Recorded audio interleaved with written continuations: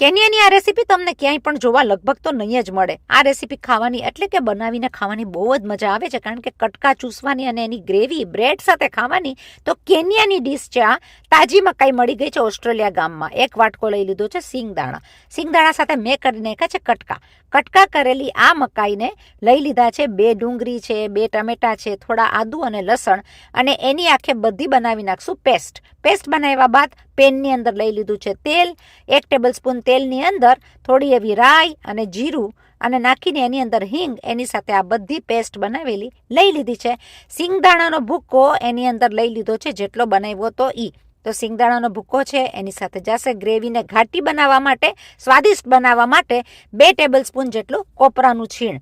પછી તો શું છે, ઘરનો મસાલો બધો જ લઈ લેશું. માપથી મીઠું છે, એની સાથે તીખાસ માટે તમારે જે તીખાસ અને કાશ્મીરી 2 મિક્સ કરવું હોય એ પ્રમાણે મરચાંની ભૂકી છે લઈ લેશું. થોડો એવો ગરમ મસાલો, એની સાથે જરાક એવી પિંચ ઓફ તજ લવિંગની પિંચ હોય તો સ્વાદ એકદમ વધી જ જશે.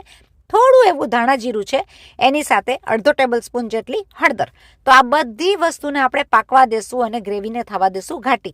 એટલે કે પાકી જશે એટલે ગ્રેવીની અંદર મકાઈ તો બધી એમને એમ જ વહી જશે, કારણ કે આ બધી વસ્તુ જશે મારી પ્રેશર કુકરની અંદર.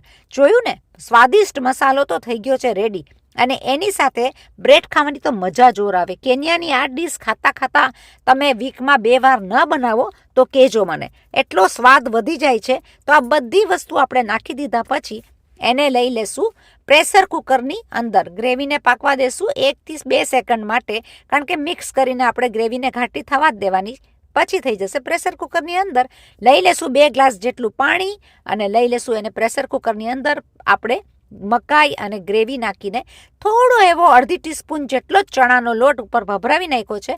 તો એની અંદર પાકીને ગ્રેવી થઈ જશે ઘાટી. થઈ ગયું ને, એકદમ સરસ મજાનું ગ્રેવીવાળું શાક મકાઈનું. મારી ચેનલને શેર કરો, લાઈક કરો, સબસ્ક્રાઈબ કરો.